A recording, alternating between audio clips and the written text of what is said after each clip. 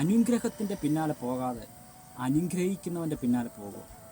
വരങ്ങളുടെ പിന്നാലെ പോകാതെ വരം നൽകുന്നവൻ്റെ പിന്നാലെ പോവുക. പുതിയ നിയമഭാഗത്ത് ഇങ്ങനെ പറയുന്നുണ്ട്, ഒരു പിതാവിന് 2 പുത്രന്മാർ. ഇളയവൻ അപ്പനിൽ നിന്നുള്ള ചോദിച്ച് മേടിക്കുവാൻ അപ്പനിൽ നിന്നുള്ള അവകാശത്തെ, മൂത്തവൻ അപ്പനെ സേവിച്ചുകൊണ്ട് അപ്പൻ്റെ കൂടെ നിൽക്കുവാനിടയായി.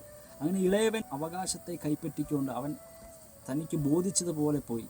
അങ്ങനെ തൻ്റെ അവകാശങ്ങളെല്ലാം ശൂന്യമായപ്പോൾ അവൻ അപ്പൻ്റെ സന്നിധിയിലേക്ക് മടങ്ങി വരുവാനിടയായി. മടങ്ങി വരുന്ന സമയത്ത് അപ്പൻ അവനെ സ്വീകാര്യമായി അവനെ സ്വീകരിക്കുവാനിടയായി.